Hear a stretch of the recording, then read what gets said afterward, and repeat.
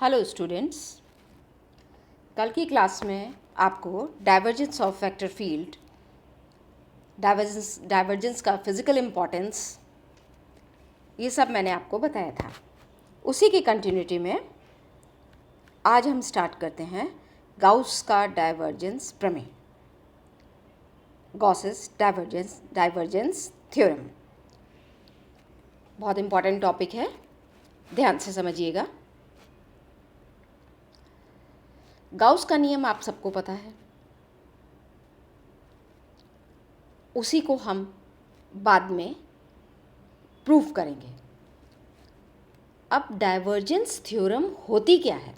Divergence तो आपने देख लिया क्या होता है कि डेल ऑपरेटर और किसी वेक्टर का जो डॉट प्रोडक्ट है वो उस वेक्टर फील्ड का डाइवर्जेंस कहलाता है।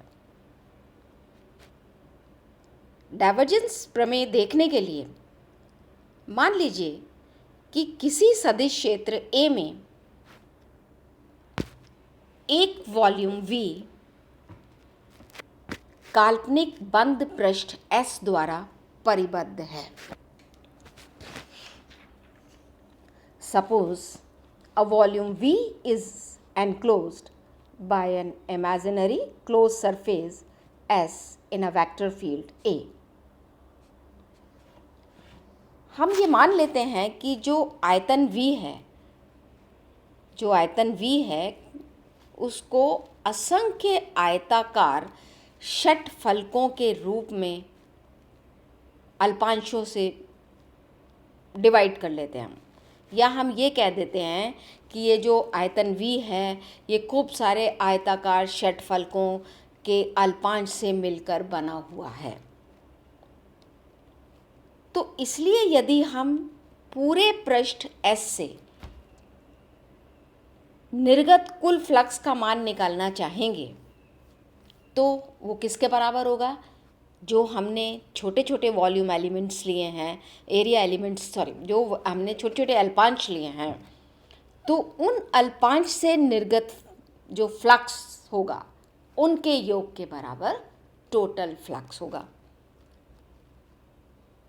क्योंकि ये जो वॉल्यूम है, जो सदिश फील्ड है आपका A, वो सदिश फील्ड A में एक वॉल्यूम काल्पनिक बंद पृष्ठ S द्वारा परिबद्ध है। तो इसलिए संपूर्ण पृष्ठ S से जो टोटल आउटवर्ड फ्लक्स होगा वो किसके बराबर होगा? Surface integral A dot dA flux होता है, ये इज इक्वल टू समेशन इसलिए आया है क्योंकि हम सबका जोड़ ले रहे हैं। Surface integral SAI dot DAI, छोटे छोटे अल्पांशों में डिवाइड किया है इसलिए हमने I ले लिया है। लेकिन किसी आयतन अल्पांश के पृष्ठ से निर्गत विद्युत फ्लक्स का मान किसके बराबर होगा? AI dot DI is equal to del dot AI divergence of VI। ठीक है, और dVi क्या है? Volume of the ith element. तो पहली इक्वेशन जो हमने ली थी उससे आप देखिए, surface integral A dot dA बराबर summation del dot AI dVi। अगर हम ये कहते हैं कि dVi टेंड्स टू 0, यानी कि ये जो आयतन अल्पांश आपने लिया है ये बहुत ही, मतलब इसकी जो वैल्यू है बहुत कम है और हमने ले लिया dVi टेंड्स टू 0, तो ये जो समेशन का साइन है ये इंटीग्रेशन से सब्स्टिट्यूट हो जाएगा। तो अपने पास क्या आ गया? Surface integral A dot dA within limit dVi tends to 0, volume integral del dot A dV। तो एक तरफ हमारा कौन सा इंटीग्रल है? सरफेस इंटीग्रल, और दूसरी तरफ हमारा कौन सा इंटीग्रल है? Volume integral. तो इसको हम कैसे डिफाइन करेंगे? किसी बंद पृष्ठ पर लिया गया किसी सदिश क्षेत्र का पृष्ठ समाकलन यानी कि सरफेस इंटीग्रल ए डॉट डी ए किसके बराबर होता है? उसके डाइवर्जेंस के, मतलब डेल डॉट ए, उसका डाइवर्जेंस क्या हो गया? डेल डॉट ए के आयतन समाकलन, वॉल्यूम इंटीग्रल ले रखा है, के बराबर होता है surface integral of a vector field over a closed surface is equal to the volume integral of its divergence. और ये क्या कहलाती है? आपकी गाउस की डाइवर्जेंस प्रमेय, गॉसेस डाइवर्जेंस थ्योरम। और ये क्या काम करती है? इसका यूज़ क्या होता है? This theorem can be used in converting the surface integral of a vector into a volume integral और volume integral into a surface integral. तो इसकी इंपॉर्टेंस क्या है इस थ्योरम की? कि किसी सदिश क्षेत्र के पृष्ठ समाकलन को आयतन में बदल देगी, आयतन समाकलन में, या आयतन समाकलन को पृष्ठ समाकलन में बदल सकते हैं इससे। तो अगर हम सरफेस इंटीग्रल को वॉल्यूम इंटीग्रल में कन्वर्ट करते हैं अकॉर्डिंग टू दिस थ्योरम, तो क्या बन जाएगा? उसका डाइवर्जेंस। तो ये है आपकी गॉसेस डाइवर्जेंस थ्योरम। अब हम लेते हैं derivation of Gauss's law from inverse square law. Inverse square law से गाउस का नियम हम निकालेंगे। अब कैसे निकालेंगे भाई? इनवर्स स्क्वायर लॉ क्या होता है? व्युत्क्रम वर्ग नियम, आप छोटी क्लासेस में पढ़ चुके हैं। मान लीजिए, ये फिगर देखिए कि एक पॉइंट चार्ज क्यू किसी पॉइंट क्यू पे, ओ पे रखा हुआ है, और जो पॉइंट ओ है वो is enclosed bye an imaginary close surface S. ये इमेजिनरी क्लोज सरफेस है, इसके अंदर है ये पॉइंट ओ। ये पूरी सरफेस जो है आपकी S can be divided into a number of small area element. Small area element में हमने इसको डिवाइड कर दिया, और उनमें से एक एरिया एलिमेंट हमने क्या ले लिया? ds, जो कि p पॉइंट पर सिचुएटेड है। यदि इस एरिया एलिमेंट की पॉइंट चार्ज प्लस q से डिस्टेंस r है, then according to inverse square law जो विद्युत क्षेत्र की तीव्रता है एट द एरिया एलिमेंट क्या होगी? E बराबर 1/4πε q by r square r cap. R unit vector है अलोंग AP। एप्साइलन क्या है? परमिटिविटी ऑफ द मीडिया, माध्यम की विद्युतशीलता। तो electric flux from emerging from the area element ds, area element ds से निर्गत फ्लक्स का मान क्या होगा? फ्लक्स क्या होता है? फाई बराबर a डॉट डी है। अब a की जगह यहाँ पर इलेक्ट्रिक फील्ड है, तो a की जगह E आ जाएगा, तो इलेक्ट्रिक फ्लक्स हो जाएगा हमारा। तो डी फाई बराबर क्या हो गया? E dot d S. E बराबर क्या हो गया? डी फाई बराबर क्या हो गया? E dot d s. अब E की वैल्यू इस इनवर्स स्क्वायर लॉ में, आप according to inverse square law E बराबर क्या होता है? 1/4πε0 q बाई आर स्क्वायर। तो आप इसमें वैल्यू रख दीजिए, तो क्या बन गया? डी फाई बराबर 1/4πε q by r square r cap dot d s. यदि थीटा एंगल है between r cap and d s में, तो आर डॉट डी एस किसके बराबर होगा? आर यूनिट वेक्टर आर का magnitude d s cos theta. Unit vector का magnitude 1 होता है, तो ये किसके बराबर हो गया? D s cos theta. तो जो आपका इलेक्ट्रिक फ्लक्स है वो किसके बराबर हुआ? डी फाई बराबर 1/4πε q d s cos theta by r square. अगर हम सॉलिड एंगल की बात करें, तो solid angle at a point O by an area element ds at a distance r किसके द्वारा दिया जाता है? डी ओमेगा बराबर d s cos theta by r square. ये सॉलिड एंगल है। तो electric flux in terms of solid angle क्या हो गया? डी फाई बराबर q बाई 4πε और d s cos theta by r square की जगह हमने क्या रख दिया, d omega, solid angle. Electric flux आपकी अदिश राशि है, तो जो टोटल फ्लक्स होगा emerging from the close surface किसके बराबर होगा, equal to the sum of flux emerging from all the elements of the surface. हमने सरफेस को छोटे छोटे एरिया एलिमेंट में डिवाइड किया था, तो उन सब से जो फ्लक्स बाहर निकल रहा है उन सब का जो योग है, जो टोटल है, वो इसके बराबर होगा, जो टोटल फ्लक्स बाहर निकलेगा क्लोज सरफेस से।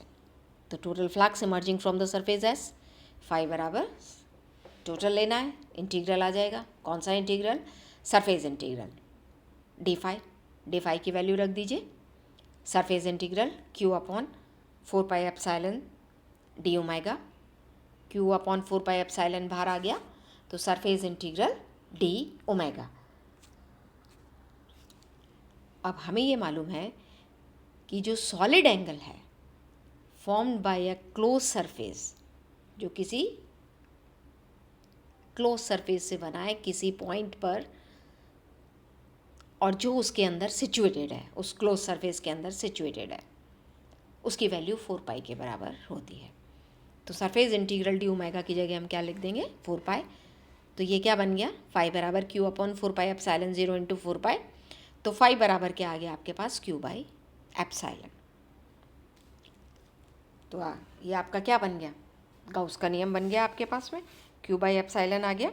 तो ये क्या है, किसी विद्युत क्षेत्र में स्थित बंद पृष्ठ से निर्गत विद्युत फ्लक्स यानी कि फाई किसके बराबर होगा, उस बंद पृष्ठ द्वारा परिबद्ध आवेश की मात्रा मतलब Q तथा 1 बाई एप्सिलॉन के गुणनफल के बराबर होता है।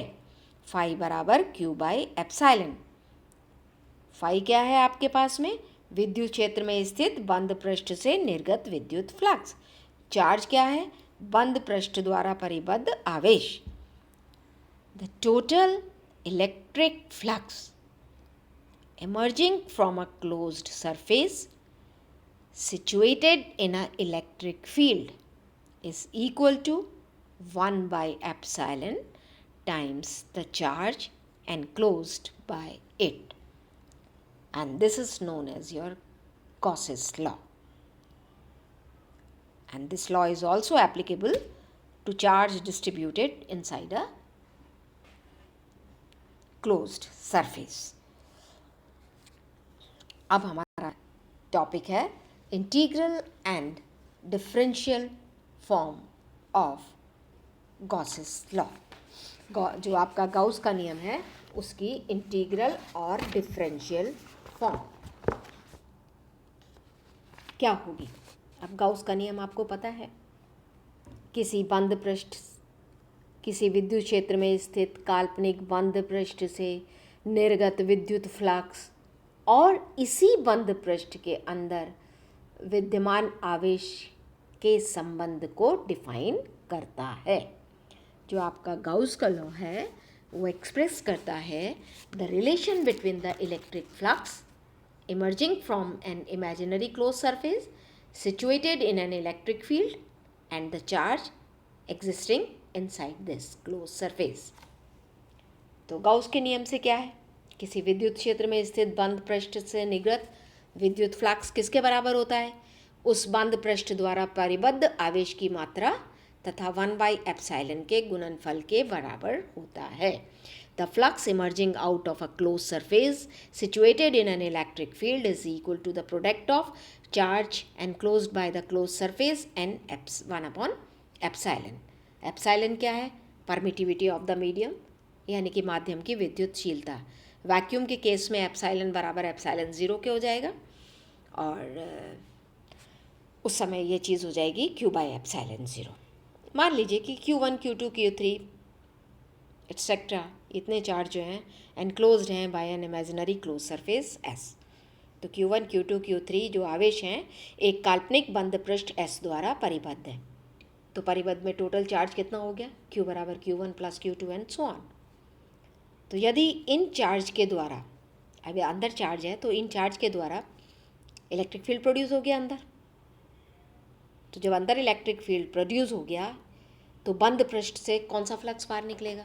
विद्युत फ्लक्स। तो फाई बराबर क्या हो गया? Surface integral E dot D A. Then according to Gauss's law phi बराबर क्या होता है? E dot D A Q by epsilon. तो अगर ये आपके पास में जो गॉसेस लॉ से आपने ले लिया, फाई बराबर ई डॉट डी ए बराबर क्यू बाई एप्सिलॉन। अगर जो है if the charge enclosed by the close surface is distributed in the enclosed volume, यदि बंद पृष्ठ से परिबद्ध आवेश परिबद्ध आयतन में समान रूप से डिस्ट्रीब्यूट हो रहा है, वितरित हो रहा है, और चार्ज डेंसिटी आवेश घनत्व रो है, तो हमें मालूम है कि आवेश घनत्व बराबर क्या होता है? आवेश बटा आयतन। चार्ज डेंसिटी क्या है? चार्ज बटा वॉल्यूम। तो जो डी क्यू अमाउंट ऑफ आपका चार्ज है, जो डी क्यू अमाउंट ऑफ आपका चार्ज है in the volume element D V कितना होगा? डी क्यू बराबर रो डी वी। और डी वी क्या है? डी वी आयतन में आवेश की मात्रा कितनी है? D Q. तो डी क्यू बराबर रो डी वी। तो इसलिए पूरे पृष्ठ एस द्वारा परिबद्ध आयतन में कुल आवेश की मात्रा क्या होगी? क्यू बराबर D Q volume integral, D Q की वैल्यू रख दीजिए, volume integral rho D V. तो जो हमारी जो इक्वेशन थी फाई बराबर E dot D A surface integral बराबर क्यू बाई एप्सिलॉन, तो उसमें हमने क्यू की वैल्यू रख दी। तो ये इक्वेशन क्या बन गई? फाई बराबर surface integral E dot D A बराबर 1/एप्सिलॉन volume integral rho D V. तो ये जो इक्वेशन है ये है आपकी integral form of Gauss's law, Gauss के नियम का समाकलन रूप। अब आप देखिए इसमें एक तरफ आपके पास में क्या है? सरफेस इंटीग्रल, और दूसरी तरफ आपके पास क्या है? Volume integral. तो अगर हम दोनों इंटीग्रल को इक्वेट करना चाहें तो नहीं कर सकते, तो क्या करना पड़ेगा हमें? या तो सरफेस को वॉल्यूम में कन्वर्ट करें या वॉल्यूम को सरफेस में कन्वर्ट करें। तो अभी हमने पढ़ा है गॉसेस डाइवर्जेंस थ्योरम। वो क्या करता है? उसकी यूटिलिटी क्या है? To convert the surface integral into volume integral. तो ये जो आपका लेफ्ट हैंड साइड है इक्वेशन ए का, surface integral E dot D A, इस साइड में हम गॉसेस डाइवर्जेंस थ्योरम अप्लाई करते हैं। तो जब हम इस पे गॉसेस डाइवर्जेंस थ्योरम अप्लाई करेंगे तो क्या हो जाएगा? इसका डाइवर्जेंस हो जाएगा और वो वॉल्यूम इंटीग्रल में कन्वर्ट हो जाएगा। क्या बन जाएगा? E dot D A surface integral is equal to volume integral of divergence of E D V. अब इक्वेशन ए और बी को कंपेयर करिए, दोनों साइड वॉल्यूम इंटीग्रल की है, तो क्या हो जाएगा? दोनों वॉल्यूम इंटीग्रल इक्वेट करेंगे तो डेल डॉट ई बराबर rho by epsilon, 0 rho by epsilon. तो ये आपकी क्या है? Differential form of Gauss's law, Gauss's law का अवकलित रूप। समाकलन का कौन सा है? Surface integral E dot D A बराबर 1/एप्सिलॉन volume integral rho D V, और अवकलित रूप क्या है? डेल डॉट ई बराबर रो बाय एप्सिलॉन। ये आपका डिफरेंशियल फॉर्म है। तो ये तो है आपके गॉसेस लॉ की डिफरेंशियल एंड इंटीग्रल फॉर्म। तो आपका गॉसेस से रिलेटेड सारी चीज़ें ख़त्म हो गई। गॉसेस डाइवर्जेंस थ्योरम हो गई, इनवर्स स्क्वायर लॉ से आपने निकाल लिया, और डिफरेंशियल एंड इंटीग्रल फॉर्म आपकी आ गई। जहाँ तक मैंने आपको पढ़ाया है इससे रिलेटेड आप बुक्स में देखेंगे तो खूब सारी न्यूमेरिकल्स हैं और वो आपको करने पड़ेंगे। आप करके देखिए, कोई प्रॉब्लम हो तो आप अपने व्हाट्सएप ग्रुप पे पूछ सकते हैं। नेक्स्ट टर्न पे मैं आपको line integral, curl, importance of curl, इसके बारे में बताऊंगी। क्योंकि इस चैप्टर में आपका ग्रेडियंट, डाइवर्जेंस और कर्ल ही आपको इसमें पढ़ना है। और जब तक आप इसकी न्यूमेरिकल प्रॉब्लम्स को सॉल्व नहीं करेंगे, ये चैप्टर आपको क्लियर नहीं होगा। तो इसलिए आप जितना मैंने पढ़ाया है उससे रिलेटेड जो भी बुक्स में प्रॉब्लम है आप सॉल्व कीजिए, और उसमें यदि कोई आपको प्रॉब्लम आती है तो आप मुझे अपने व्हाट्सएप ग्रुप पे पूछ सकते हैं।